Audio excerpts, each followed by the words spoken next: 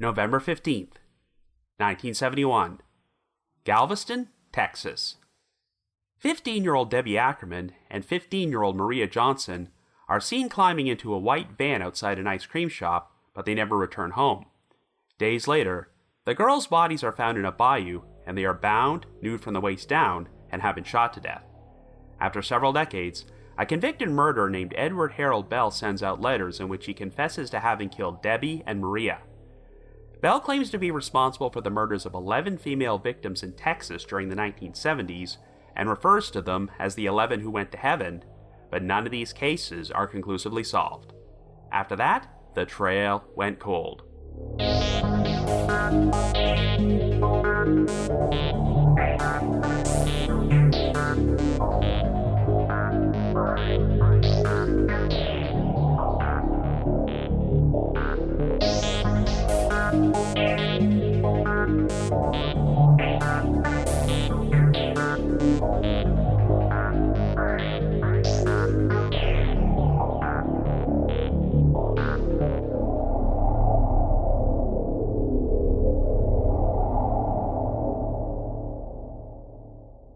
Hello everyone, and welcome to part 2 of our special 7-year anniversary episode of The Trail Went Cold.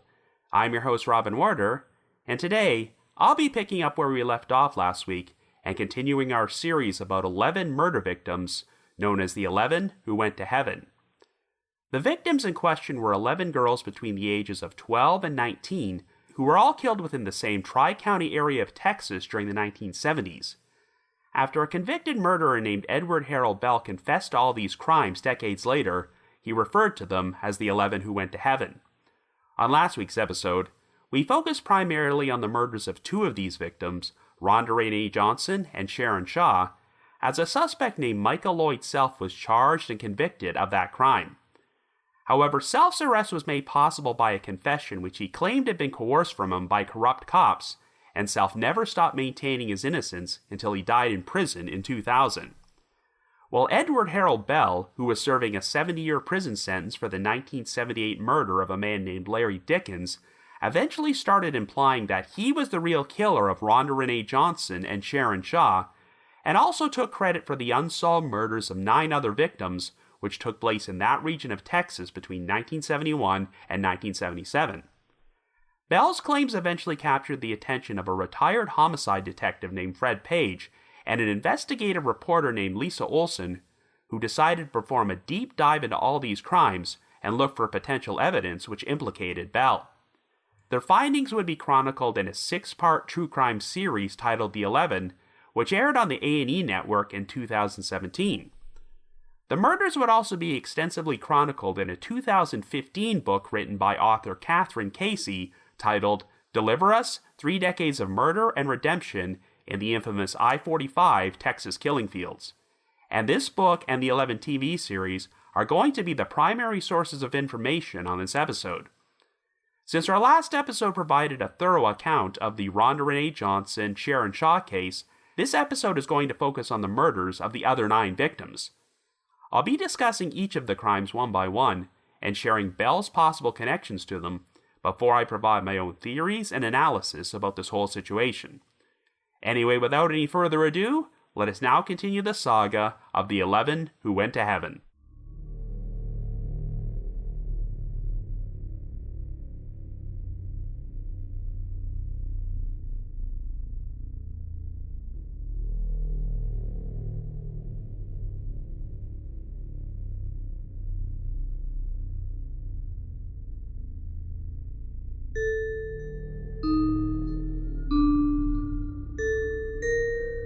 Our story begins in Texas in 1971, and our first 2 victims are 15-year-old Debbie Ackerman and 15-year-old Maria Johnson.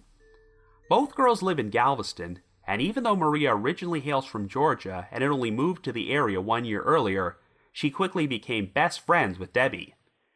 They instantly bonded over their mutual love of such activities as surfing and water skiing, as Debbie often competed in surfing contests and had won her first trophy in one of them during the summer.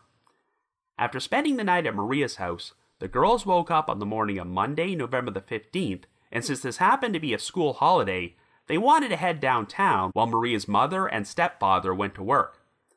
The two friends were given permission to do this, though Debbie's father instructed her to be home by 3:15.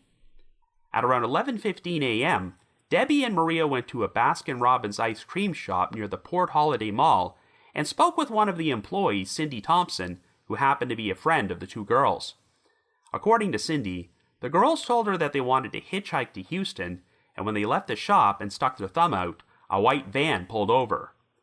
Cindy said that the van had a sticker of a peace symbol on the back window and was being driven by a white male. After the man spoke with Debbie and Maria, they both climbed inside his van and it drove off, but this would turn out to be the last time they were confirmed to be alive. Debbie did not return home as instructed by 3:15, and when her father called Maria's house, it turned out that neither of the girls were there either. When they failed to resurface by the following morning, their families contacted the Galveston Police Department in order to report them missing. Now, if you search through the newspaper archives, some of the original articles state that Debbie and Maria went to a shopping mall near Texas City in order to buy a birthday gift for Debbie's boyfriend before they returned to Galveston in a taxicab. But Debbie soon realized that she left her purse in the back seat of the cab and went to a taxi stand to reclaim it at 8 p.m. If this account was accurate, it would seem to poke a hole in the theory that the driver of the white van was responsible for the girls' disappearance. But according to the aforementioned Catherine Casey book, Deliver Us, Debbie actually left her purse in a taxicab and reclaimed it on the evening of Sunday, November the 14th, rather than Monday, November the 15th, so this incident probably has no relevance to the case. The girls would remain missing for 2 days, until a fisherman found Maria's body floating in Turner Bayou next to a deserted remote bridge on Humble Camp Road, located about 9 miles outside of Galveston. She was nude from the waist down, had her hands and feet bound with fishing twine, and had been shot in the head and the neck.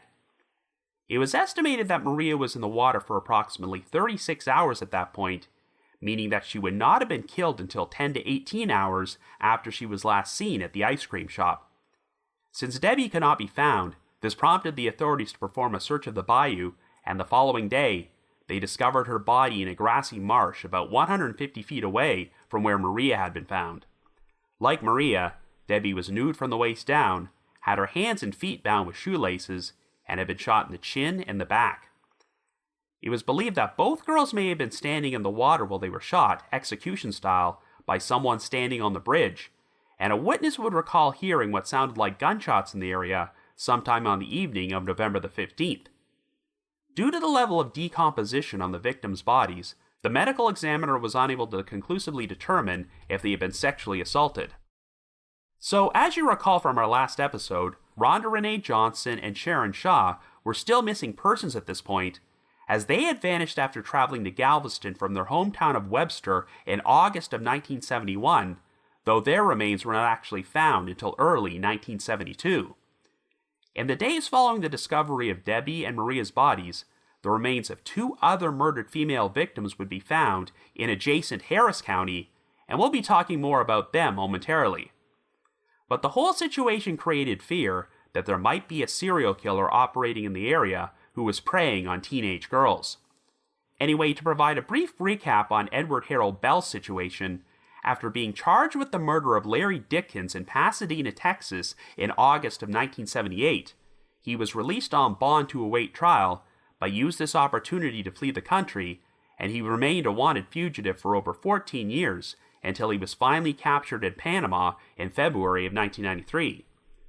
Bell was subsequently convicted of Larry's murder and sent to prison, but in 1998, he started mailing out letters to prosecutors in Galveston County and Harris County, in which he confessed to the unsolved murders of 7 female victims which took place in those counties during the 1970s. When Bell was interviewed about this years later, he claimed that he was actually responsible for murdering 11 female victims, not 7, which is where the whole 11 who went to heaven phrase came from. Even though Bell claimed that he did not remember the names of many of his victims, he specifically mentioned Debbie Ackerman and Maria Johnson and seemed to have a detailed knowledge of their murders. So now let's go over some of the circumstantial evidence which might link Bell to this crime. During his confession letter, Bell claimed that he shot the 2 girls with a .357 Magnum, and while the murder weapon was never found, it was established that the bullets used to kill them were .38 caliber, which could be fired from a .357 Magnum. In 1971, Bell and his second wife were living in a rented apartment at a waterfront house in Galveston located next to Offutt's Bayou. Debbie and Maria were last seen climbing into a white van being driven by an unidentified male outside a Baskin-Robbins ice cream shop in Galveston, and yes, Bell did own a white Ford van during that time period, which he often used for his job as a traveling pharmaceutical salesman. This detail was corroborated by police records because in February of 1972, just 3 months after Debbie and Maria were murdered, Bell was driving his van through Greta, Louisiana on a sales trip when he was arrested for exposing himself to a 15-year-old girl. It's also been reported that Bell eventually repainted his van and burned it before he started driving a rented Volkswagen, a detail which will come into play later on. When Fred Page took over the investigation decades later, he asked the public to come forward if they had any photographs of Bell's van from that time period, but it doesn't sound like this ever happened. He wanted to check if the van had a sticker of a peace symbol on the back window, as Cindy Thompson had reported seeing that on the van which picked up Debbie and Maria. During his time living in Galveston, Bell decided to invest in an establishment named Doug's Dive and Surf Shop and became a silent partner with the owner, Doug Pruns. Due to their interest in surfing, Debbie and Maria often frequented Doug's Dive and Surf Shop, so it's possible that Bell could have crossed paths with them there at some point. One of Debbie's friends also claimed that during the summer of 1971, they often spent time at the waterfront house where Bell's apartment was located, as the owner of this house was a diving instructor whom they were acquainted with. It's never been conclusively established if Debbie and Maria ever met Bell, but if they knew him, they may have felt more comfortable accepting a ride from him while hitchhiking. Now, when he was interviewed about the case decades later, Bell kept changing his story, and at one point, he denied killing the two girls, but still admitted that he picked them up at the ice cream shop and gave them a ride before dropping them off. Bell also said that when Debbie and Maria got into his van, they told him that they were tired of going to bed with high school boys and wanted an older man like him, which I'm sure is a complete crock. Also, to provide a tie-in to the Rhonda Renee Johnson Sharon Shaw case, it's worth noting that Bell's apartment in Galveston was located just down the block from the Wick Ski School, which Renee and Sharon visited on the morning they went missing. And according to one of their friends, in the weeks prior to their disappearance, Renee and Sharon had been hanging out with two unidentified older men in their 20s or 30s and were talking about running away with them to California, and one of these men apparently owned a van. So the next victim I want to talk about is 13-year-old Colette Wilson, as Bell also specifically mentioned her name during his confessions. Even though Colette went missing 5 months before Debbie and Maria were killed, her remains were not actually found until a week and a half afterwards. Colette hailed from a family where she was the second oldest of 10 children and lived near the town of Alvin, located in Brazoria County, over 30 miles northwest of Galveston. Colette played clarinet in her school band, and on June 17, 1971, she attended a band competition in Stafford. Since her mother, Claire Wilson, was too busy taking care of her other kids to attend, Colette's band instructor offered to drive her most of the way home and drop her off at the intersection of Highway 6 and County Road 99, which was a short distance from her house, and Claire would come pick her up there. On a side note, this location was only 11 miles away from the bridge where Debbie and Maria's bodies were later found. The band instructor said that he dropped Colette off at the intersection at 12:30 p.m., but Claire was running behind and had not yet arrived. By the time Claire did show up 6 minutes later, Colette was already gone. While she was there, Claire recalled seeing a black old model car parked along the road in the distance. There was a white male in the driver's seat, and while Claire noticed a dark-haired female in the back seat, she was unable to tell if it was Colette. Claire was not initially concerned, as she just assumed that Colette had gone to a friend's house, but when she learned that Colette was not there and could not find her anywhere, Colette was reported missing to the police. Even though the authorities were initially inclined to believe that Colette had run away voluntarily, they did eventually launch a large search effort, though no trace of Colette could be found. But in a cruel twist of fate, the murder of another young victim would inadvertently pave the way to a resolution and Colette's disappearance. On October the 28th, 19-year-old Gloria Gonzales, who worked as a bookkeeper at a Kroger grocery store in Houston, vanished after leaving her apartment on Jacqueline Drive and was reported missing by her roommate. 3.5 weeks later, on November the 23rd, the headless, decomposing body of a young woman was found in a wooded area near the Addicks Reservoir about 35 miles west of Houston. A 2-foot length of cotton cord was attached to a 4-inch long piece of wood which was cinched around the victim's neck, leading to speculation that she had been strangled to death with this ligature. When the police were summoned to the scene, they wound up finding a skull a short distance away from the body, which they initially assumed belonged to the same victim. A jawbone and some loose teeth were also found, but when the medical examiner attempted to reconstruct the lower jaw, he was surprised to discover that some of the teeth did not fit and likely belonged to an entirely different person. This prompted the authorities to return to the area on November the 26th to perform a more extensive search, and they came across the skeletal remains of an additional female victim 150 feet away from where the first victim had been found. This particular victim did not have a skull, but their jawbone was still intact, and one of their finger bones had a ring with the word peace on it, matching the description of a ring that Colette Wilson happened to be wearing on the day she went missing. Since Colette's father, Tom Wilson, happened to be a dentist and had personally done work on his daughter's teeth, he was asked to examine the jawbone. Tom immediately recognized some fillings in the teeth and positively identified the jawbone as belonging to Colette. Investigators soon found a decomposing head in a brush located 25 feet away from where the decomposing body had been found, and they were finally able to identify the first victim as Gloria Gonzales. It now seemed apparent that the skull found near Gloria's body actually belonged to Colette, and since there were no signs of decapitation on the two victims, their heads had likely been detached and moved around by animals. Colette's exact cause of death could not be determined, but there were some fractures on her skull to suggest that she might have died from blunt force trauma. Since Gloria and Colette did not have any known connection to each other and went missing from different locations 4 months apart, it was theorized that they had both been murdered by the same individual who decided to dispose of their bodies in the same area. Colette's death was just the first in a long line of horrible tragedies which hit the Wilson family, as one of her brothers, John, died in 1974 at the age of 20, and her father, Tom, succumbed to a heart attack in July of 1975 at the age of 44, as many felt that the trauma of losing his daughter caused him to die of a broken heart. If that wasn't enough, the Wilsons went on to have another son named Ethan, but wound up losing him in April of 1976 when he was only 16 months old, as a family friend accidentally ran him over while backing out of the driveway. So now let's get back to Edward Harold Bell and his possible culpability in these two crimes.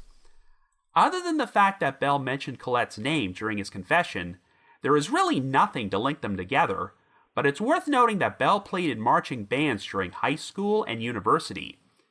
This is nothing more than pure speculation, but one theory which has been pushed forward is that Bell could have attended the band competition in Stafford that Colette participated in, and after she caught his eye, she could have followed Colette to where the instructor dropped her off at the intersection of Highway 6 and County Road 99. He then proceeded to abduct Colette in his own vehicle before her mother arrived. It's also worth noting that when Colette went missing, she was carrying a black case containing her clarinet and some sheet music, but these items were never recovered. Now, I previously mentioned that Bell claimed he did not know the names of many of his other victims, but he did say that at least one of them was from Houston, and he believed that she had the initials GG. And since Gloria Gonzales had those initials, and her body was found in the same area as Colette's remains, investigators suspect that she was one of the 11 who went to heaven. There's nothing that conclusively links Bell to Gloria, but he did have an office in Houston during the 1970s, which he used to sell real estate, and he apparently did have business connections in the neighborhood where Gloria lived. Bell also spent a lot of time commuting between Houston and Galveston on Interstate 45, and many of these victims were found along that corridor. And speaking of Houston, that's where our next victim hailed from. The only other name Bell mentioned during his confessions was a girl he knew as Pitchford, as he claimed he had abducted her near the Gulfgate Mall in Houston. And sure enough, a 16-year-old girl named Kimberley Pitchford went missing on January the 3rd, 1973. At 5:30 p.m. that day, Kim completed a driver's education class at J. Frank Dobie High School and was supposed to call her parents from a payphone to ask them to come pick her up, but they never heard from her. In retrospect, Kim's mother believed that she may have been on the phone when her daughter attempted to call her, so if she got a busy signal, Kim may have decided to hitch a ride with someone else who did her harm. On January the 5th, 2 days after she was last seen, Kim's body was found pinned against a bridge in a drainage ditch on County Road 65 in a remote area of Brazoria County, located 22 miles from the high school. It was determined that Kim had been strangled to death with a ligature, possibly a rope, and even though her body was partially nude, there were no signs of sexual assault. One detail from the crime that Bell accurately described in his confession letters was that Kim had been wearing a black fur coat when she went missing, and this coat was found hanging on a nearby fence at the murder scene. It was reported that a red Volkswagen had been circling the area around J. Frank Dobie High School during the time period Kim went missing, and while we can't be certain if she actually climbed into it, this may prove to be a key detail. While Bell was driving a white van during the previous years, it sounds like by 1973 he had started driving a red Volkswagen, which he rented from a dealership that he worked at. This is confirmed by police records from another incident Bell was involved with 1 year later. In April of 1974, a man showed up at the front door of a 14-year-old girl named Vicky Reinagle, who lived in the town of Baycliff and had a friend over at her residence that day. The man told Vicky and her friend that a guy across the street had caught a large fish they needed to see, so he convinced the two girls to follow him over there. But once they arrived, the man dropped his pants and started exposing himself, so Vicky and her friend immediately ran away. The man soon fled the scene in a red Volkswagen, but one of Vicky's neighbors caught the license plate number and reported it to the police, and sure enough, it was traced to Edward Harold Bell. I mentioned in my previous episode that Bell was arrested no less than 7 times for such offenses as exposing himself and masturbating in front of children, but he never had to do any jail time for this and would receive court-ordered sex offender treatment. It sounds like the exact same thing happened here, as Vicky and her friend were never asked to identify Bell as the man who flashed them, and the case never went to court. But it was just 5 months after this incident when 2 more young girls went missing from a town located only 6 miles away from Baycliff. So in addition to Debbie Ackerman and Maria Johnson, Bell claimed that he killed 2 other unnamed pairs of girls who were traveling together, one of whom hailed from Webster, and of course, that would probably be Rhonda Renee Johnson and Sharon Shaw. He said that the other pair of girls were from the town of Dickinson, which is located in Galveston County, nearly halfway between Galveston and Houston. In all likelihood, he was referring to 12-year-old Brooks Bracewell and 14-year-old Georgia Geer, a pair of best friends who vanished on September the 6th, 1974. That morning, the 2 girls left home in order to attend school, but ditched their books and school bags in a nearby wooded area and decided to spend the day skipping class together. Later that afternoon, Brooks's older sister, Sherry Bracewell, bumped into the 2 girls inside a bar at the El Rancho Motel, a popular spot where a lot of the local kids like to hang out to play pool and pinball. Sherry had a ride with some other friends of hers, and when they decided to leave, Brooks and Georgia asked if they could get a ride. But since their car was already full, Sherry told the 2 girls that they would need to find their own way home. After Sherry and her friends left, Georgia was last seen sticking her thumb out to hitch a ride, but her and Brooks were never seen alive again. When the 2 girls failed to resurface, their families attempted to report them missing, but since Dickinson didn't have its own police department, the case would be handled by the Galveston County Sheriff's Office. And unfortunately, they pretty much wrote off the girls as runaways, so their families had to conduct their own searches and hang up missing persons posters. On April the 18th, 1976, a pair of skulls and some other skeletal remains were discovered in an oil field near Alvin, just under 12 miles away from Dickinson. The condition of the skulls seemed to indicate that the victim suffered blows to the head, but the medical examiner said he did not have enough evidence to identify them, and initially believed that the remains belonged to 2 females and a male.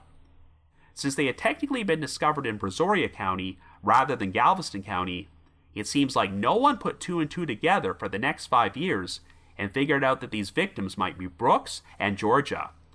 And interestingly enough, if you look at newspaper coverage from that time period, there was speculation that the remains might have belonged to Mary Rachel Trelisa, Lisa Renee Wilson, and Julianne Mosley, aka the Fort Worth Three, who vanished from a Fort Worth shopping center in December of 1974, but this possibility was ruled out. Finally, in April of 1981, after a new detective took over the Brazoria County Sheriff's Office investigation, they decided to perform a new search of the oil field where they would uncover additional skeletal remains, as well as clothing fragments which seemed to match the description of what Brooks and Georgia were last seen wearing. Dental records soon positively identified the 2 girls as the victims. Now, even though Bell and his wife had been living in an apartment in Galveston in 1971, they eventually moved into a trailer which was nicknamed the Caboose because it was painted red and looked like one. By 1974, Bell had moved the Caboose onto a fenced-in rural lot in the unincorporated community of Alta Loma, and this spot was 3 miles away from the El Rancho Motel, where Brooks and Georgia had last been seen alive. The Caboose was also only about 200 yards from Humble Camp Road, which led to the bridge where Debbie Ackerman and Maria Johnson's bodies were found in Turner Bayou 2 miles away. Other than the fact that he was living in the area at the time, there really isn't anything to definitively link Bell to the murders of Brooks and Georgia, but let's talk about the 2 remaining victims who may be among the 11 who went to heaven. Again, Bell never mentioned either of these 2 girls' names, but investigators believe he may have been referring to them because they were murdered in this region of Texas during the 1970s and their cases are still unsolved. One of the victims was Brenda Jones, a 14-year-old African-American girl from Galveston who went to visit her aunt at Jenny Seeley Hospital on the afternoon of July the 11th, 1971. After Brenda left the hospital, a bus driver recalled giving her a ride and dropping her off a few blocks from her residence. The driver advised Brenda to walk home quickly because it was about to get dark, but Brenda said she was going to grab a Coke for her sister. Well, Brenda never made it home, and the following morning, her body was found floating in Galveston Bay near the Pelican Island Bridge. She was nude from the waist down and had her underwear stuffed inside her mouth, and her wrists and ankles were bound with plastic laces from a pair of Roman sandals she had been wearing. Due to the lack of rigor mortis, it was estimated that Brenda had been dead only a few hours before she was found, so she may have been kept alive for a while after she vanished. Due to the bruising on her neck, the medical examiner theorized that her cause of death was manual strangulation. Now, during the filming of the 11 TV series, a box of evidence from Brenda's case, which had been kept in storage for decades, was uncovered, and it contained the plastic laces from her sandals.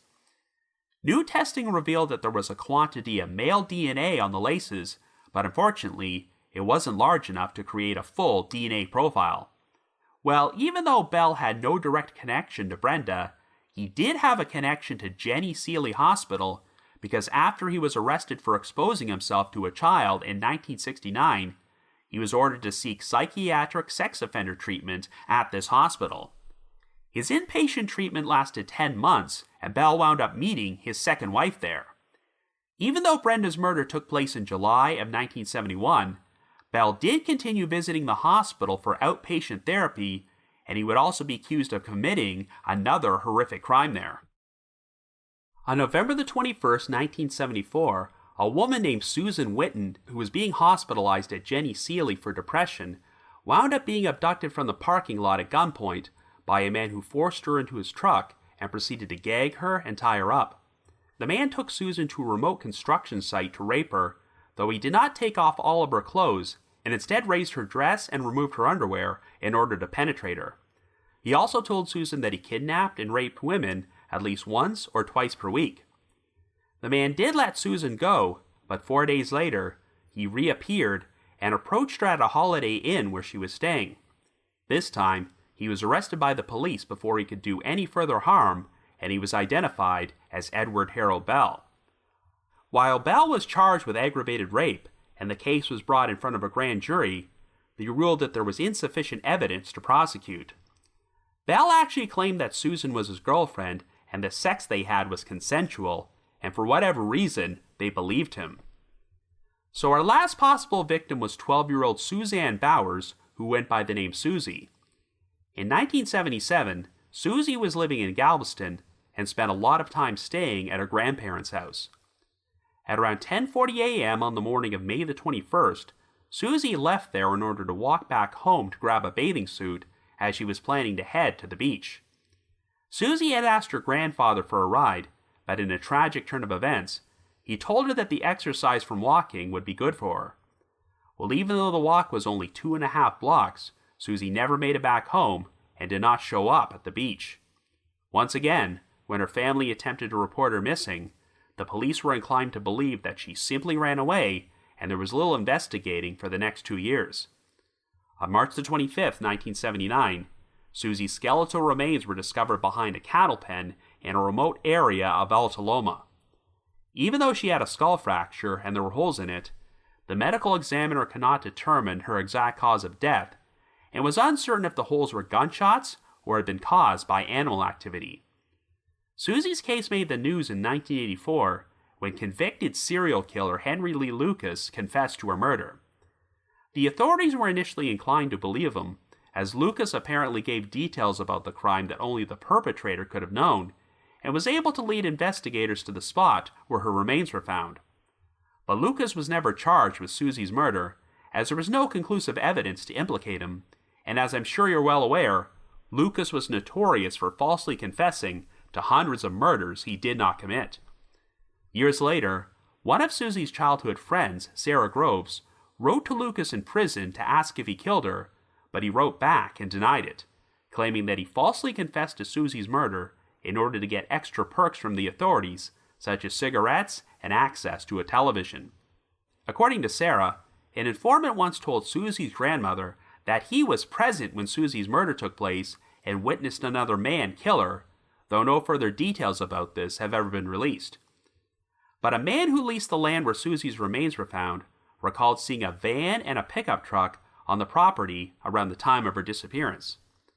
Sarah also wrote Edward Harold Bell in prison to ask him if he murdered Susie, and he responded by saying that he did not remember ever hearing about her case. But as you might recall, during that time period, Bell was living in a trailer known as the Caboose, which was parked in a remote area of Altaloma, just over 2 miles away from where Susie's remains were found. Bell also owned a tugboat which ran supplies to oil rigs, and the tugboat's captain just happened to live right behind Susie's grandparents' house. Bell often visited the captain at his residence, so he easily could have seen Susie at some point and decided to target her. It's also worth noting that in one episode of the 11 TV series, Lisa Olson and Fred Page documented themselves traveling to Panama City, where Bell had lived as a fugitive for several years until he was arrested in 1993. They wanted to explore the possibility that Bell could have been responsible for additional murders while he was down there during that time period. Olson and Page managed to track down and speak with Bell's third wife, Bernardina Ramirez, who denied having knowledge of any crimes he might have committed in Panama, but sent out a public plea for him to make a full confession to everything he had done. A Panamanian police investigator also agreed to be interviewed and said that Bell was considered a potential suspect in 2 unsolved disappearances involving young women.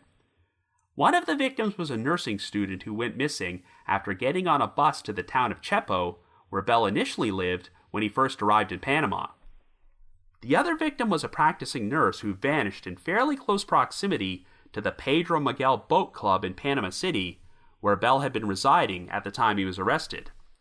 But unfortunately, there were no specific details available on these 2 victims or their cases, as a lot of the original police records from that time period went missing after Operation Just Cause, where the United States invaded Panama during late 1989 and early 1990 and arrested deposed dictator Manuel Noriega. So to recap, the 11 victims who are believed to be the 11 who went to heaven are Debbie Ackerman, Maria Johnson, Rhonda Renee Johnson, Sharon Shaw, Colette Wilson, Gloria Gonzales, Brooks Bracewell, Georgia Geer, Brenda Jones, Kimberley Pitchford, and Suzanne Bowers. However, even when Bell confessed to these murders, he did not take full responsibility for them, as he always claimed that his urges to kill, rape, and expose himself were caused by him being forced into a so-called brainwashing program called the Program. Bell has explained the program in great detail during interviews, and the whole thing is so nonsensical that I'm not going to waste much time talking about it. But long story short, Bell says his father first forced him into the program when he was only 3 years old, and it involved many people he knew throughout the course of his life, including his 3 ex-wives, his scoutmasters, and a cousin. Since the program did not work like it was supposed to, Bell said his father attempted to hire a hitman to kill him when he was 15 years old, and he even once tried to brainwash him into killing himself. Bell maintained that if he was ever charged with any additional murders and brought into a courtroom, he would plead not guilty and blame his actions on the program.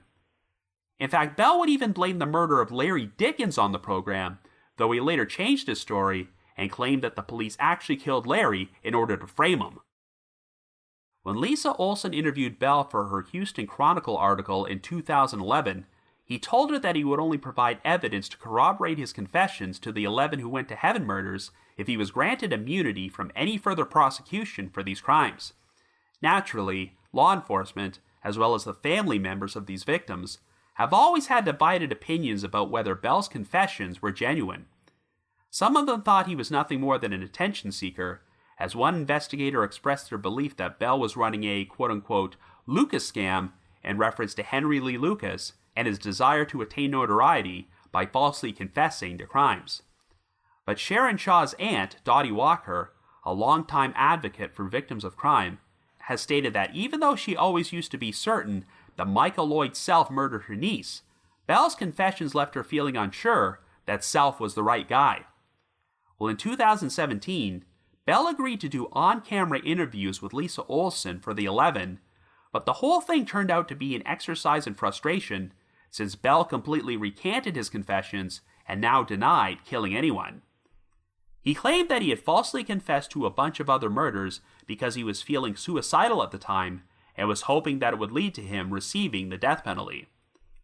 Of course, Bell's recantation may have had something to do with the fact that he was eligible for parole shortly after the 11 aired, but not surprisingly, he wound up being denied.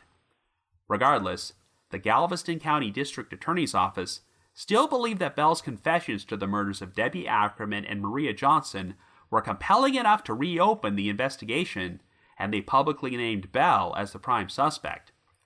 On April the 20th, 2019, Bell died in prison of heart failure at the age of 79, and at the time of this recording, he has never been conclusively linked to any murders besides the killing of Larry Dickens. Officially, the law still recognizes Michael Lloyd Self as the killer of Rhonda Renee Johnson and Sharon Shaw, and these other 9 murders which took place in Texas during the 1970s are still considered to be unsolved. So after 5 decades, there are no conclusive answers about the 11 who went to heaven. So I guess you could say the trail went cold.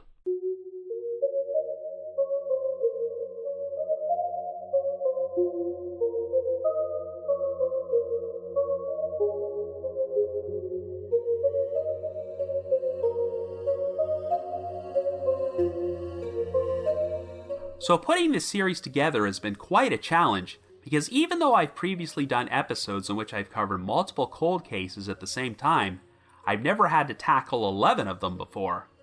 Technically, all these murders took place during one 6-year period within a radius of approximately 50 square miles, and even though 2 of these crimes are technically considered to be solved, it's pretty chilling that most of them are not. And until Edward Harold Bell decided to make his confessions from behind bars, there was not even a solid suspect in many of these cases. One of the most shocking things about this story from today's perspective is just how young most of these victims were and how freely they were traveling around. With the exception of Gloria Gonzales, these girls were between the ages of 12 and 16, yet many of them were using hitchhiking as their primary form of transportation and were likely murdered after getting a ride with the wrong person. Hell, Brooks Bracewell and Georgia Geer, who were only 12 and 14 years old respectively, had spent the afternoon hanging out at a bar with other teenagers and were last seen alive while sticking out their thumb to hitch a ride. The aforementioned book, Deliver Us, contained quotes from Rhonda Renee Johnson and Sharon Shaw's childhood friend Glenda Willis, and she pretty much summed up the situation perfectly when she stated, quote, "It was a different time. We were young and felt like nothing could hurt us. Looking back, of course, it was foolish. I mean, we weren't afraid of anything. We never thought anyone was truly evil. I guess that wasn't a good thing, but we just didn't know." End quote. Indeed, it's probably because of tragedies like these that the next generation of kids learn to be more cautious. Of course, the big unanswered question is whether or not all 11 of these victims were murdered by the same serial killer, and if that person was Edward Harold Bell. I'm sure most Unsolved Mysteries fans would rank Bell as one of the most reprehensible criminals ever profiled on the show, but when the episode about him first aired 30 years ago, I don't think anyone suspected that he may have been a prolific serial killer. Sure, there was no doubt that he was an habitual sex offender, but the only murder he was tied to was Larry Dickens, which was not a pre-planned crime either, as Larry only wound up being killed because he tried to prevent Bell from escaping before the police could arrest him for exposing himself to children. If Bell was actually responsible for killing 11 girls, then it's ironic that he wound up being caught for the murder of an adult male victim. Of course, one of the main reasons the Unsolved Mysteries segment about Bell is so memorable is because a then unknown Matthew McConaughey portrayed Larry Dickens during the reenactments. The show often liked to film their segments at the original locations where the stories took place and would cast local, non-professional actors. And since McConaughey just happened to be living in Texas at that time and was looking to launch an acting career, he wound up getting this part. But the segment as a whole is one of the most well-acted, well-produced, and frightening segments that Unsolved Mysteries ever filmed, as it truly makes you feel the pure terror that Larry and his family must have experienced that day. One disturbing detail that the segment does not mention is that Larry's 3-year-old daughter, Wendy, just happened to be present at the house when her father's murder took place, but I'm sure that only made Larry extra motivated to take Bell's keys to prevent him from escaping. If Bell truly was a serial killer, then Larry's actions seem even more heroic in retrospect because he may have inadvertently saved additional lives. Had Bell not been arrested and forced to flee the country, could he have gone on to murder additional victims in Texas? After seeing how he was portrayed on Unsolved Mysteries, I didn't think it was possible to feel any more disgust towards Edward Harold Bell, but then I watched his interviews with Lisa Olson on the 11. Following his incarceration, Bell blamed all of his crimes on this so-called program of his, maintaining that he was brainwashed into doing everything that he did, and up until the day he died, it sounds like Bell took zero responsibility for his actions. The way Bell described it, the program was this elaborate conspiracy which involved hundreds, perhaps thousands of people, and existed for the sole purpose of forcing him to commit murders and sexual offenses. While it's certainly possible that Bell started suffering from serious mental illness as he got older, when I see him talk about this nonsense involving the program in his interviews, it all comes across as an act to me. It's almost like he's using this whole thing as an excuse to keep himself in the spotlight without actually having to admit that he did anything wrong. Even though Bell wrote letters confessing to no less than 11 murders, he eventually recanted all his confessions and claimed that the whole 11 went to heaven business was nothing but lies and he never actually killed anybody in his life. But of course, Bell made his recantations right around the time he was about to have a parole hearing, and even though the chances of him walking out of prison were slim to none, I'm sure he didn't want to jeopardize that by implicating himself in other murders. The fact of the matter is that convicted murderers, Henry Lee Lucas being one of the most infamous examples, do this sort of stuff all the time, where they'll falsely confess to crimes they did not commit, or refuse to admit culpability for other crimes they did commit. And of course, since they're very narcissistic individuals, they will get off on toying with people and constantly changing their stories. When Bell sent out his initial confession letters, he had already been in prison for 5 years for Larry Dickens' murder, and was possibly yearning for attention again. I will say that as vile a human being as Bell may be, he is still something of an enigma because for the first 30 years of his life, he seemed like an ordinary person who was a university graduate, had a wife and 3 children, and a pretty successful business career. His first arrest for exposing himself to a child took place in 1969, and I'd be curious to know if he had any prior history of offenses like this, or if he just suddenly started doing them at age 30. It's pretty ridiculous that Bell never had to do any jail time for these offenses, even though he was arrested 7 times in 9 years, and I have no idea how he was able to get bond for the murder of Larry Dickens. Bell always bragged that he was able to talk himself out of anything, and everyone who knew him said he was a pretty effective con artist, which might explain why he was able to remain a pretty successful businessman who made himself a decent amount of money, even though he kept getting arrested for sexual offenses against children. But watching Bell's interviews with Lisa Olson, even though he spends a lot of time spouting nonsense about the program, he still comes across as a friendly, pleasant guy during his regular interactions with her, so you can understand how he would have been able to manipulate people. In other words, he definitely comes across as someone who could convince unsuspecting teenage girls to accept a ride with him before he harmed them. So before we talk about the 11 who went to heaven victims, I should mention that they were only the tip of the iceberg in a widespread problem which plagued that region of Texas for decades. I'm sure many of you have probably heard of the Texas killing fields, a term which has been used to describe an area situated alongside Interstate 45 just southeast of Houston, where over 30 young female victims have been found murdered since the early 1970s. In fact, a documentary series about the topic titled Crime Scene, The Texas Killing Fields was just released on Netflix 3 months ago. While the 11 who went to heaven victims were briefly mentioned, the series mostly focused on murders which took place in the killing fields during the 1980s and 90s, some of which have been solved. While the Texas killing fields would definitely be an interesting topic for an entire podcast series, these episodes are going to focus exclusively on the murders which took place during the 1970s.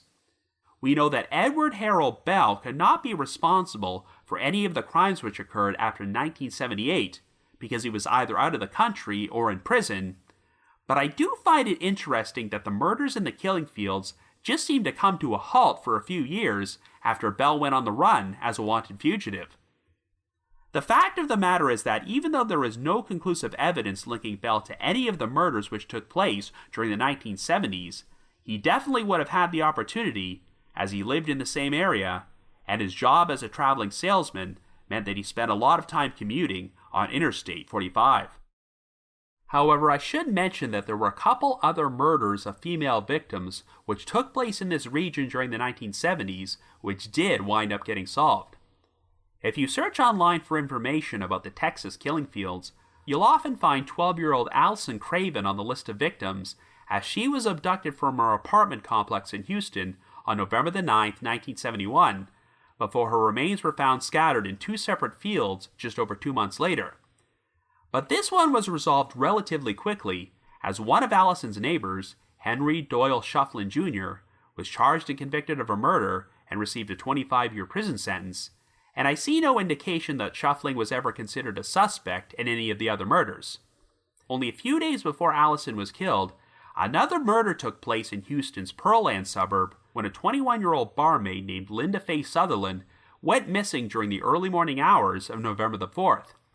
3 days later, her body was found lying in some weeds near a bridge along County Road 89 in Brazoria County, 40 miles outside of Houston. Linda Faye had been beaten and shot to death, and even though she was still clothed, she had been sexually assaulted, and one of the legs from her pantyhose was tied around her hands, while the second leg was wrapped around her neck. In April of 1972, a 24-year-old tow truck driver named Harry Lanham and an accomplice named Anthony Napa were both charged with Linda Faye's murder, as they had picked her up in Lanham's tow truck after she pulled over due to car trouble.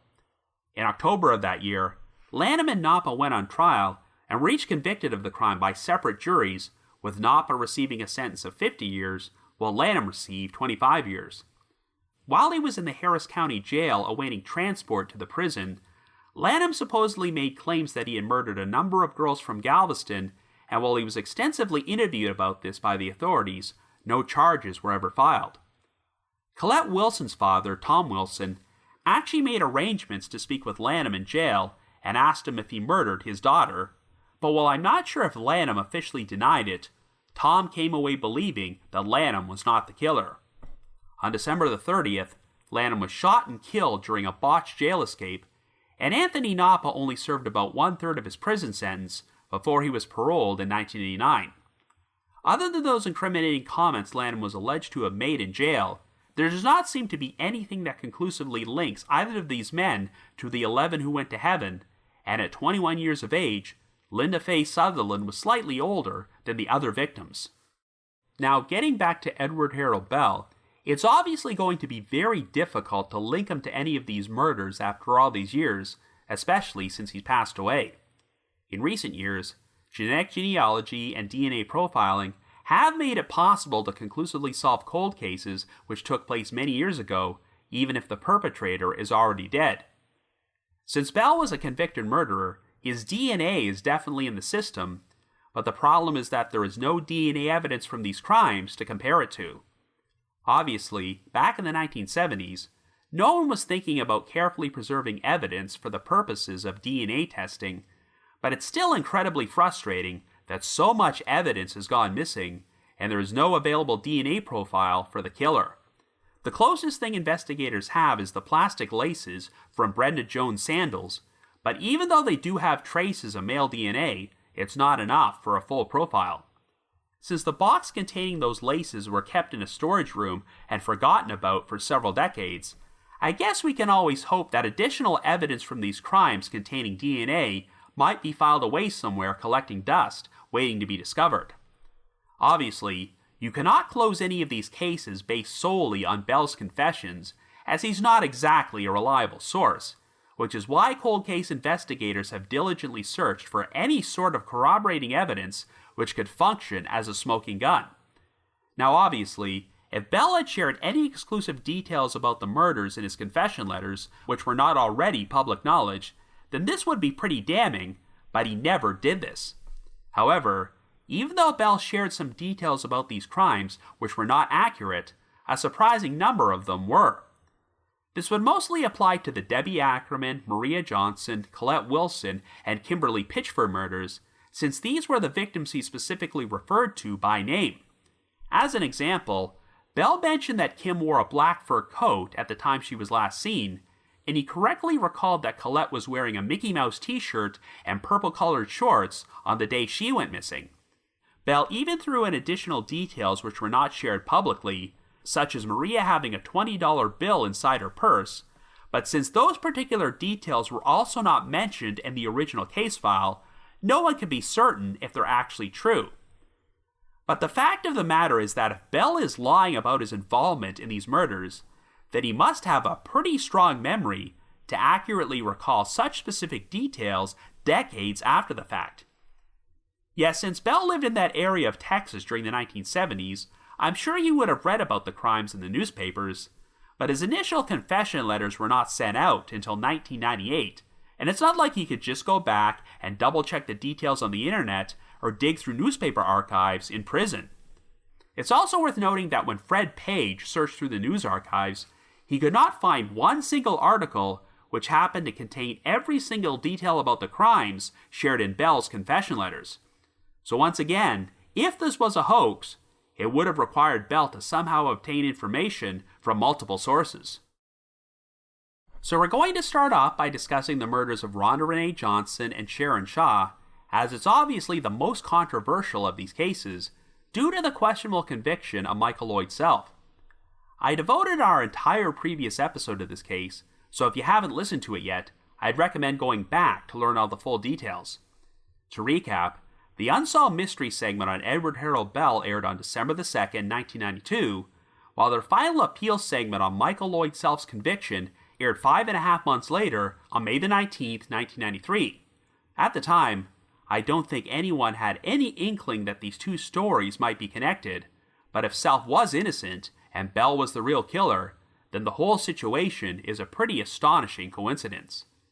Bell's initial confession letters were sent out 2 years before Self died behind bars, but his defense attorneys claim they never found out about the letters until after Self passed away. At the time of his death, Self had appealed his conviction all the way to the United States Supreme Court, who declined to hear his case, so he was pretty much out of legal options. But if Self's attorneys had gotten the opportunity to learn about Bell's confessions while their client was still alive, who knows if things might have turned out differently. While there is compelling circumstantial evidence to link Bell to some of the other crimes we've discussed, there really isn't much to connect him with Renee and Sharon's murders.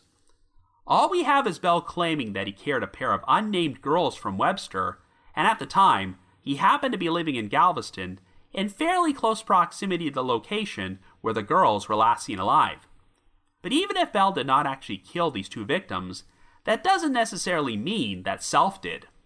On the surface, this case has all the hallmarks of a wrongful conviction narrative. We have a man of below-average intelligence who is charged with murder on the basis of a confession which he claims was coerced, and there is very little corroborating evidence. And within a few years, two of the cops who arrested Self and obtained his confession wind up going to prison for bank robbery, making it easier to believe they were capable of pinning this crime on an innocent man. It's not hard to imagine why Self was found guilty of this crime, because back in the early 1970s, the general public had far less knowledge about false confessions, so I'm sure the jury at his trial had a hard time believing that he would have confessed to something he didn't actually do. I do think that only charging Self with Sharon's murder and not Renee's murder was a pretty sneaky tactic to get around potential double jeopardy issues, as this meant they had the option to bring Self to trial again if he was found not guilty the first time around. This same process was used in another controversial case from Texas, and that's the conviction of Darlie Routier for the 1996 murders of her young sons, Damon and Devin, as she was technically only put on trial and found guilty of Damon's murder, but could have conceivably been taken to trial again for Devin's murder if she had been acquitted. Obviously, since Self is deceased, and we don't have any DNA evidence available in this case, it will be very difficult to clear Self's name and grant him a posthumous exoneration, barring the possibility that another suspect is somehow implicated in this crime. One thing which could support Self's innocence is that he was questioned about some of the other murders of teenage girls which took place during this time period, such as Debbie Ackerman, Maria Johnson, and Colette Wilson, and it does not sound like investigators believe that Self was responsible for these crimes.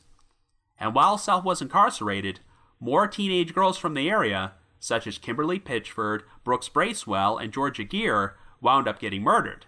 It might seem like too much of a coincidence that Self could be responsible for the murders of Renee and Sharon, while a completely different serial killer was operating in the area at the same time. But on the other hand, the murders of Allison Craven and Linda Faye Sutherland also occurred during this time period, and they were likely unrelated to the 11 who went to heaven. But for the moment, let's dismiss all these other crimes and objectively look at the case for Self's guilt or innocence in the murders of Renee and Sharon. It is true that some of the girls' friends and relatives have openly expressed their doubt that Self was the right guy. Even Doug O'Brien, the prosecutor who represented the state during Self's appeals, came to believe that Self was innocent, and that sort of thing is incredibly rare.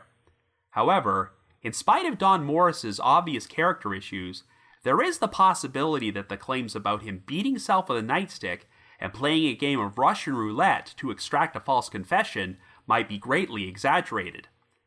Self's account of this event is inconsistent, as he initially said that there were two other police officers in the interrogation room while this took place, and then later claimed that Morris was alone. We technically don't have any other eyewitnesses who personally witnessed Self being beaten or threatened with a gun, but there are witnesses who claim that Self never mentioned anything about police brutality after he was charged with murder, and there were no signs of physical abuse on his body. Nude photographs were taken of Self following his arrest and showcased on screen during the 11 TV series, and yes, they do not appear to show any noticeable bruises or marks on him. Now, Self's original defense attorney, Dewey Meadows, would later acknowledge that during their first meeting together, he never saw any bruises on Self's body. But he did claim that Self rolled up his shirt to display a rend area on his abdomen, where he said Morris jabbed him with the nightstick, though Meadows says this could have been caused from Self wearing a tight belt. Since the nude photos of Self are black and white and very grainy quality, it is difficult to discern if Self could have had this reddened area on his abdomen. However, it's worth noting that Meadows only shared this story about Self's abdomen when he testified at a post-conviction habeas hearing in 1990, but never mentioned it while testifying at a suppression hearing which took place years earlier. So it is possible that Meadows decided to add in this detail after the fact in order to lend more credence to the police brutality claims. But still, even if Morris never committed physical abuse which left noticeable marks on Self's body, that doesn't mean he couldn't have threatened him into making a false confession. One of the biggest advocates for Self's innocence was Dave Coburn, who was the original lead investigator on the case, but resigned from the Webster PD when Morris was appointed the new police chief, replacing Coburn's friend, J.C. Norman. Coburn claimed that he had personally witnessed Morris do the whole Russian roulette routine on another prisoner 1 year before the incident with Self, which could have been a potentially explosive revelation if he had testified at Self's trial. But it sounds like Coburn would not have been a very credible witness, since he apparently had his own issues with police brutality and mistreating prisoners. One issue with Coburn's story is that if you look at the timeline, this incident would have taken place while Coburn was working for the Webster PD and Morris was still working for the Traffic Division of the Texas Department of Public Safety. So why would these officers from two different law enforcement agencies be present in the same room for the interrogation of a prisoner? It would not surprise me if Coburn fabricated the story because he was bitter about Morris and Tommy Deal swooping into his department, forcing him and his former boss out, and then quickly solving a murder case that Coburn had been unable to crack within the past several months. Coburn's credibility is an important point to consider because he seems to be the sole source of one of the biggest pieces of evidence which might support Self's innocence. Coburn says that he obtained sworn statements from two girls who claimed they spoke to Renee and Sharon in Galveston between 8 and 9 p.m. on the night they went missing, even though Self confessed that he picked them up at around 9 o'clock in Webster, which is 25 miles away from Galveston. But then again, even if Coburn is telling the truth about this, it's also possible those two girls might be mistaken and actually interacted with Renee and Sharon in Galveston on a completely different night. So obviously, Self's first confession when he was charged with murder had some major holes, such as him claiming that he picked up Sharon at her house, even though her family maintained that she never came home at all that night. If you believe Self was railroaded, then this gives off the impression that law enforcement was well aware of how problematic the confession was, which is why they made Self sign a second written confession 3 days later, which cleared up some of the discrepancies in his story. One of the reasons the courts kept turning down Self's appeals is because he gave this confession after being read his rights, and he never asked for his attorney, even though he was supposedly given the opportunity, and Dewey Meadows told Self not to speak to the police without him. And Don Morris, whom Self said he was afraid of when he made his first confession, was not even present when he made the second one. In the court's eyes, Self gave this additional confession of his own free will, which is why they did not believe he was coerced. But Self was an easily suggestible person with below-average intelligence, and there are numerous examples of people like that making false confessions which led to wrongful convictions. If all we had were these two confessions, then I'd have no trouble believing that Self was railroaded, but the big sticking point for me is this so-called third confession / road trip where two deputies checked Self out of the county jail and had him direct them to all the locations he visited when he picked up the two girls, murdered them, and disposed of their bodies. Self supporters will claim that he either already knew about these locations from the media coverage or they were fed to him by law enforcement, and I might be more inclined to believe the second scenario if Morris or Deal or someone from the Webster PD had signed Self out of the jail and taken him on this tour. But the whole thing was done by two deputies from the Harris County Sheriff's Office, a completely different law enforcement agency. The 11 series features an interview with Hank Bamer, one of the deputies who did this, and he continued to maintain that when he visited Self in jail, Self confessed to the murders without provocation, and agreed to direct him to all of the locations associated with the crime. Boehmer claimed that he had limited knowledge of the case and did not feed Self any information. Also, if you search online, you'll also find a copy of the original decision from the U.S. Court of Appeals for the Fifth Circuit when they ruled to upheld Self's confession in September of 1992. They claimed that on June the 9th, 1972, almost immediately after he was charged with the murders, Self directed the police to the exact location where the girl's remains had been found. This would have been 2 weeks before his road trip with Boehmer, but the appeal doesn't specify if Self actually traveled to this location with police on June the 9th, or if he just told them where it was. The 11 also featured an interview with George Kelt, the federal magistrate who ruled that Self's conviction should be overturned in 1990. Kelt said he did not put too much credence into Self having led the authorities to that spot, because the case had been such a huge news story in Webster back in 1972. The location where the girl's remains were found was published in all the local newspapers, so this is where Self could have learned this information. Kelt even equated the situation to charging someone with the JFK assassination because they managed to lead the authorities to the Texas Schoolbook Depository. While the flaw in Kelt's analogy is that the Texas Schoolbook Depository is a very distinct building in the middle of a city, whereas the location where the girl's remains were found was a remote, desolate bayou in the middle of nowhere. I actually delved into the newspaper archives and looked up some of the original articles about the discovery of the remains, and they don't appear to be very specific with details about the location, only that they were found in a field or a marsh or a drainage ditch near Taylor Bayou. So would Self have been able to lead the authorities to the correct spot if he did not have inside knowledge?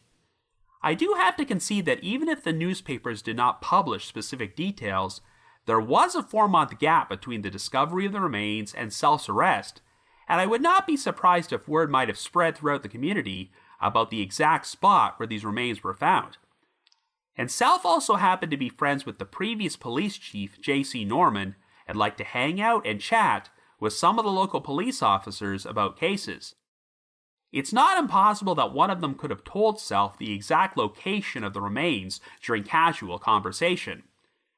However, it's worth noting that the aforementioned legal appeal states that when Self testified and was asked how he was able to pinpoint the exact spot where the remains were found, he never attempted to infer that anyone fed him with this information. His response was that he was, quote-unquote, just guessing. I don't know. This whole detail about Self leading the authorities to the location still bothers me and prevents me from being 100% convinced he was an innocent man. But there are also a number of troubling details which prevent me from being fully convinced he was guilty. Before Bell entered the picture, it seems like the biggest potential alternate suspect was Patrick Heffernan, who came forward and confessed to the murders in 1980. While his confession was vague and disjointed, and the authorities did not deem him to be credible, he did reveal a detail about the crime which was not public knowledge, and that was the presence of a black cord at the murder scene which was used to tie the girls down. Even though it's mentioned that Heffernan knew Renee and Sharon personally, there really isn't much information out there about him to judge his likelihood as a suspect, though the fact that he apparently had psychological problems could mean that he decided to fabricate his confession for his own reasons. His confession also did not take place until years after Self was convicted, and even though the detail about the cord was not published in the media, I guess it's possible that it may have leaked out since the case was technically closed, and Heffernan just happened to hear it somewhere. But I have to say that I find it a bit troubling that Self never mentioned this black cord or tying up the girls during any of his confessions. His story just involves killing both girls in a fit of rage and haphazardly dumping their bodies into the bayou. Obviously, since Renee and Sharon were nothing but skeletal remains by the time they were found, we have no idea how exactly they were tied up. But we have 3 other victims, Brenda Jones, Debbie Ackerman, and Maria Johnson, who were murdered in 1971 and had their hands and feet bound together when their bodies were discovered, and that's a compelling similarity. I guess one of my biggest issues with this case is that in every version of his confession, Self claimed that he picked up Renee and Sharon in Webster at around 9 p.m. And if he's telling the truth, then we have a window of about 12 hours in which the girls' whereabouts are unaccounted for. As you might recall, Renee and Sharon made the 25-mile trip from Webster to Galveston by hitching a ride with a neighbor, but were told by Renee's father that they needed to be back home by 1 p.m. because he was going to phone them and make sure they were there. The last known person to see the girls alive was Glenda Willis, who bumped into them in Galveston sometime after 9 a.m. Renee and Sharon told her they would get a ride to Webster with someone else, but after they answered the phone call at Renee's house, they were going to hitch another ride back to Galveston. Glenda told them that if they returned to Galveston and needed another ride home, she would meet them in front of the Flagship Motel at 5:30 p.m., but of course they never showed up, and they did not return to Renee's residence to answer the phone call at 1 o'clock either. When you look at the timeline, it seems to make a lot more sense that after parting ways with Glenda at 9 a.m., Renee and Sharon crossed paths with someone in Galveston who did them harm, and one of the reasons Edward Harold Bell seems to be a compelling suspect is because he was living there at the time.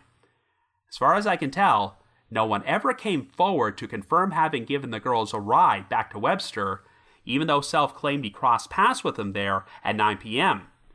Also, in Self's second confession, he said that he picked up Renee walking down the road alone, and they drove to the Nassau Bay Yacht Club to pick up Sharon.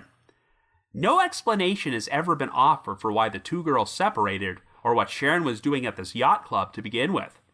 To be fair, Self did say that the girls told him they were going to get in trouble for not returning home when they were supposed to, and were attempting to cook up a story to explain why they were so late. So this could provide a potential explanation for why they were hanging around the streets of Webster at that time of night. But it still bugs the hell out of me that we have no information about the girls' whereabouts during the 12-hour gap between 9 a.m. and 9 p.m. that day. After first watching the final appeals segment about this case on Unsolved Mysteries, I spent several years being convinced that Michael Lloyd Self was wrongly convicted, and it was only after reading some of the court documents that I began to think that perhaps he may have actually done this. However, I would definitely still say there was reasonable doubt, and that some corrupt law enforcement officers may have used unethical methods to secure a conviction on a guilty man. But in Self's defense, even though he was up for parole in 1995 and could have potentially walked out of prison if he admitted his guilt, he still refused to do so. I mean, a lot of guilty people in prison never admit to what they did, but at that point, Self was completely out of legal options to overturn his conviction since the Supreme Court had declined to hear his case. It might speak volumes that Self insisted on maintaining his innocence, even though it ensured that he would die in prison. I also cannot overlook that a bunch of other similar crimes, which Self was not responsible for, happened to take place in that region of Texas during the same time period and pointed to the involvement of a serial killer. So even if Michael Lloyd Self was guilty all along, and justice was served in this case, that doesn't change the fact that we still have 9 other victims whose murders are still unsolved. Since Edward Harold Bell never offered any specific details about the murders of Renee and Sharon, it's possible that he read about them in the papers at the time and decided to falsely take credit for the crime decades after the fact. That could explain why he did not recall their names and only referred to them as a murdered pair of girls from Webster. But was Bell actually responsible for any of these crimes? Well, you have to remember that when Bell sent out his original confession letters in 1998, he claimed that he murdered 7 victims, and it was only when he was interviewed by Lisa Olson several years later when he upped the total to 11 victims.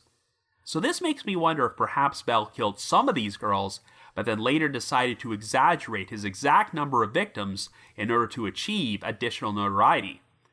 Prior to Larry Dickens' murder, most of Bell's crimes involved him exposing himself and masturbating in front of children, but things took a more violent turn in November of 1974 when he allegedly abducted and raped Susan Witten and was charged with aggravated rape.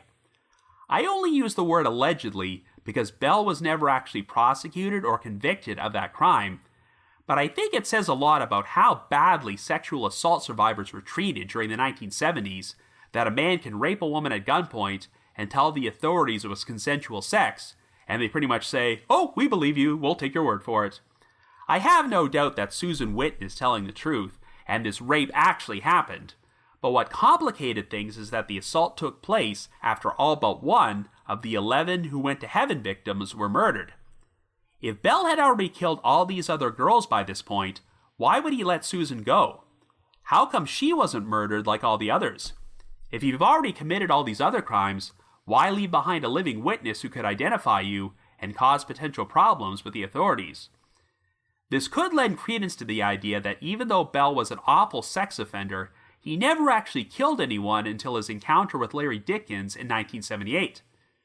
But it's interesting how Susan specifically said that Bell never completely disrobed her and only pulled up her dress and removed her underwear to rape her, as some of the other victims, such as Brenda Jones, Debbie Ackerman, and Maria Johnson, were found nude from the waist down. But let's go through each of these murders in chronological order, one by one. Even though Colette Wilson technically went missing 2 weeks before Brenda Jones, I'll start off by discussing Brenda's case because her body was found before any of the others. Even though this crime took place in July of 1971, it really didn't get any media attention at all until months later, when other girls started turning up dead and law enforcement looked at possible connections between the cases. The only tentative link between Brenda and Bell is that she went missing after leaving the same hospital where Bell had received sex offender treatment, though he was no longer being treated there at that time. Now, the abduction of Susan Whitten does seem to indicate that Bell would keep returning to the hospital in the years after his treatment ended, but it's important to note that Brenda did not actually go missing from there. She vanished after she boarded a bus which dropped her off a few blocks from her home, though this doesn't preclude the idea that if Bell saw Brenda at the hospital, he could have followed the bus until she climbed out. Bell never specifically mentioned anything about Brenda during his confessions, only that he killed a couple of unnamed girls during this time period, so investigators have pretty much classified her as one of the 11 who went to heaven through the process of elimination. But one thing which makes Brenda stand out is that she's the only African-American girl among these 11 victims, so if Bell really did kill her, I find it curious that he would not have made any mention of her race. As far as I know, Bell never specifically said anything about murdering a black girl.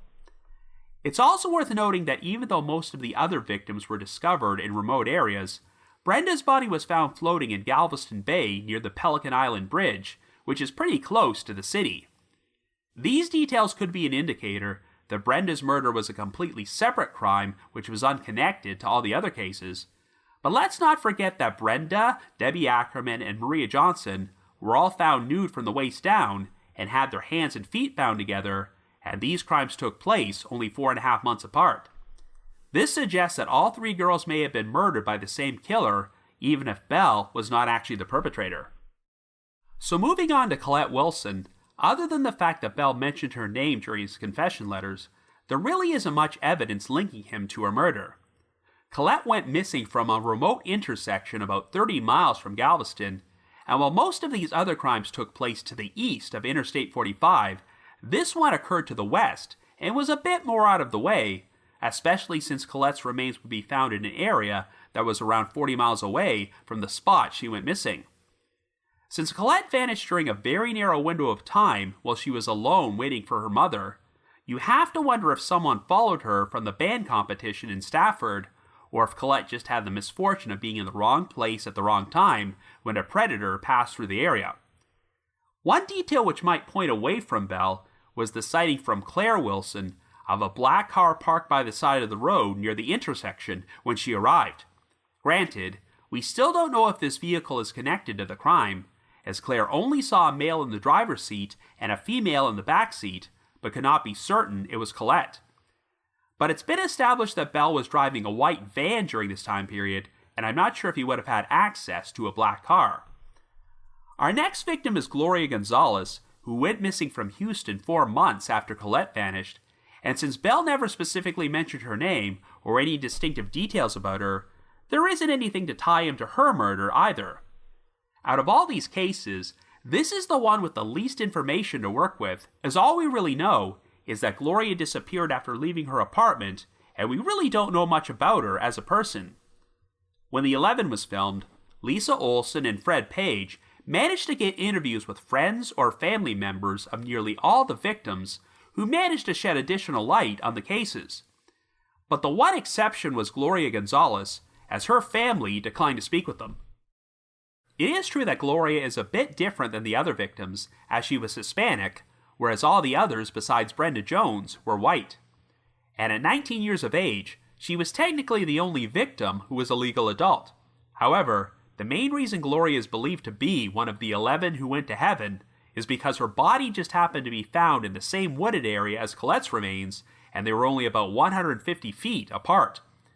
Regardless of whether or not Belle was the perpetrator, I have to believe that Gloria and Colette were murdered by the same person, because if they were each killed by a different person who happened to dump their bodies so close together in that same remote area, it would be a truly astonishing coincidence.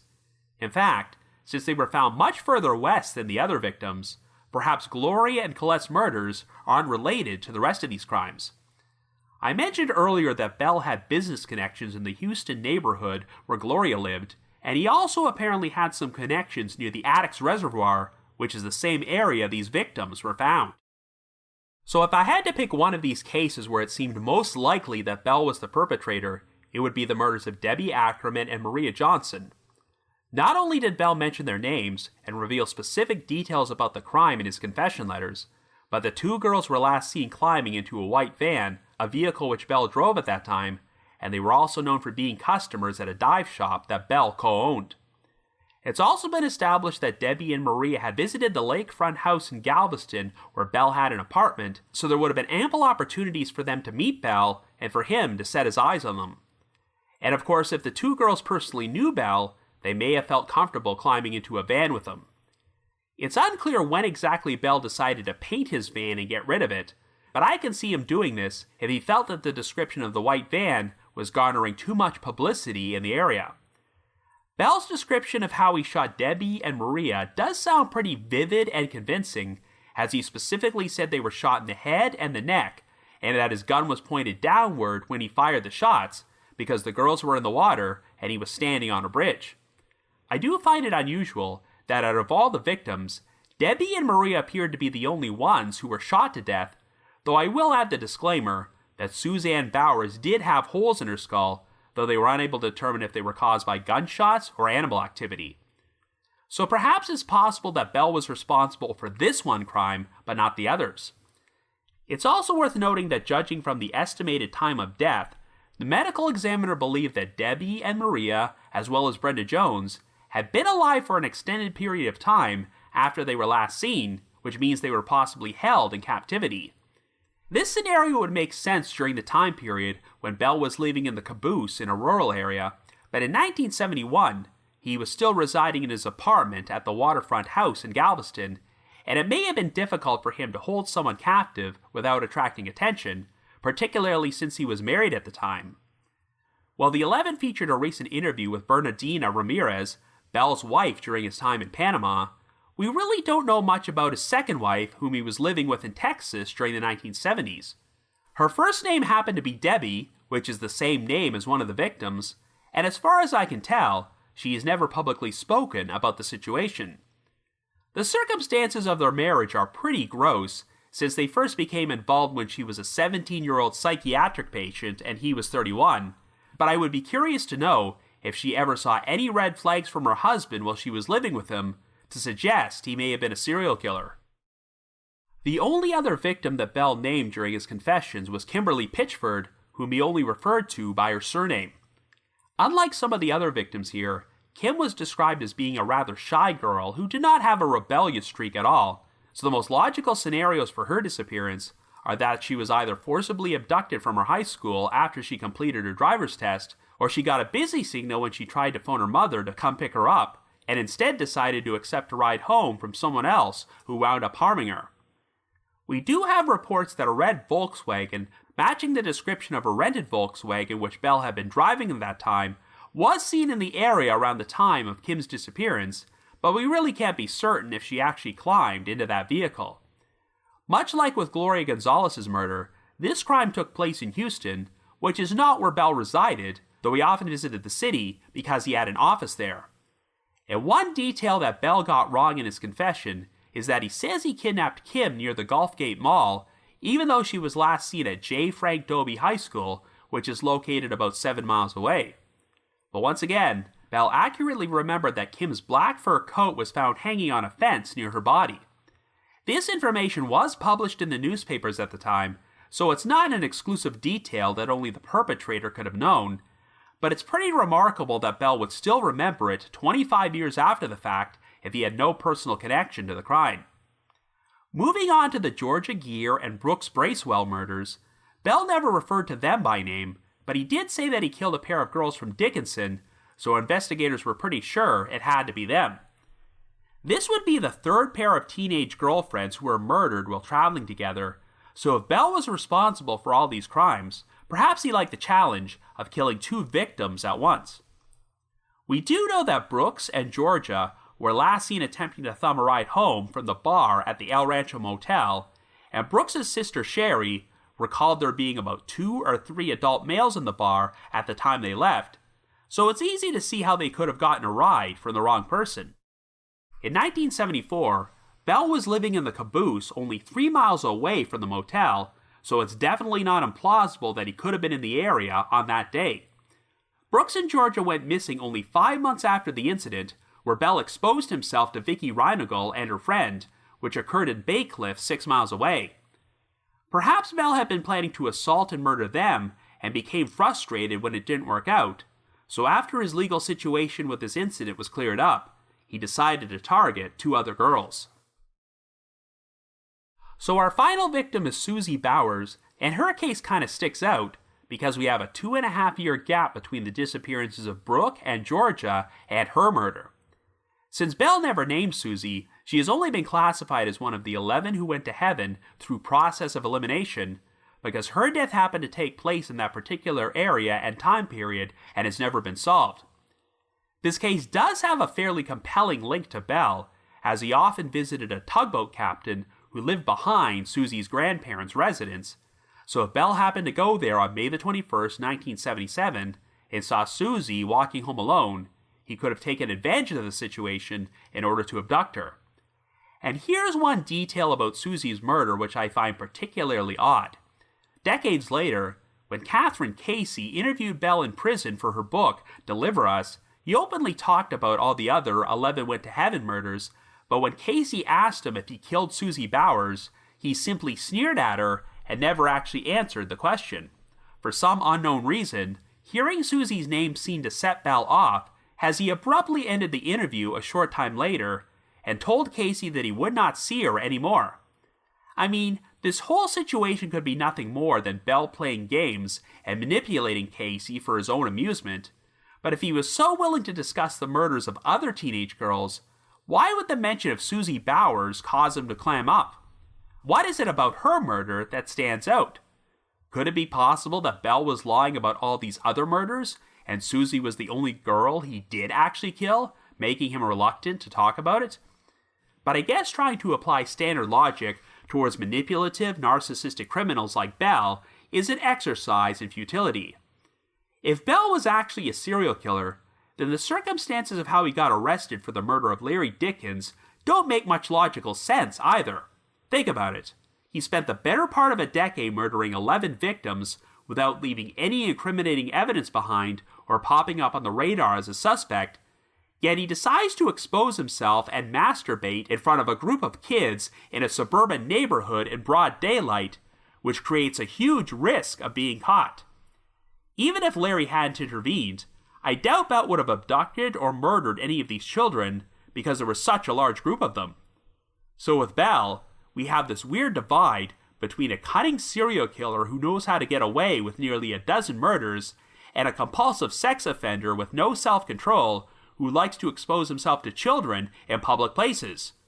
So what are we to make of this whole situation? Even though he confessed to all these murders, Bell claimed that he would not share the full truth about them until he was granted immunity from prosecution, which seems like a very bizarre thing to say when you're an elderly man already serving a 7-year prison sentence. But like I mentioned earlier, Bell still had the opportunity to receive parole, and he may have decided that he didn't want to jeopardize that, even though there was very little chance he would ever walk out of prison. But a recurring pattern with a lot of these convicted murderers is that the one thing they fear most when they go to prison is the possibility that they'll become irrelevant and fade into obscurity before they're completely forgotten about. Maybe after a couple of years behind bars, Bell felt the need to become the center of attention again, which is why he sent out confession letters to crimes he never actually committed. The fact that an entire TV series was produced about Bell and we're still talking about him in the year 2023, even though he passed away 4 years ago, pretty much demonstrates that his strategy worked. Under normal circumstances, I would hate giving someone like him further attention, but since we still have a whole bunch of murdered victims whose cases have never been solved, we still have to explore the possibility that Bell was the perpetrator. But if Bell's confessions about the 11 who went to heaven were a complete fabrication, then the chilling alternate possibility is that someone else, perhaps a serial killer, got away with a number of murders. I can't say with 100% certainty that all 11 of these girls were murdered by the same person, but at least some of these crimes have to be connected. Back in the 1970s, nobody would have been thinking about DNA profiling or genetic genealogy, which is why it's a shame that most of the evidence wasn't preserved, meaning it will be difficult to conclusively solve these crimes after all these years. But even if the 11 who went to heaven was a gigantic hoax concocted by Bell, the silver lining is that it brought a lot of forgotten cold cases back into the spotlight again, and will increase the odds of someone coming forward with information. And if he was truly responsible for the murders of the 11 who went to heaven, then hopefully Edward Harold Bell went straight to hell. So if you happen to have any information about the murders of Debbie Ackerman, Maria Johnson, Rhonda Renee Johnson, Sharon Shaw, Brenda Jones, Colette Wilson, Gloria Gonzales, Kimberley Pitchford, Brooks Bracewell, Georgia Geer, or Suzanne Bowers, please contact the appropriate authorities. But if you just have your own thoughts about what happened, feel free to leave me a comment or send me an email to robin.warder@icloud.com. That's robin.warder@icloud.com. Now, the reminder that The Trail Went Cold is on Patreon, so please visit patreon.com/thetrailwentcold to learn how you can support our podcast and become eligible for some pretty neat rewards. This past month, we released a bonus episode about a fraud case from Unsolved Mysteries involving a man named Woody Kelly who embezzled millions of dollars from his clients before he vanished without a trace, and he has not been seen for nearly 38 years.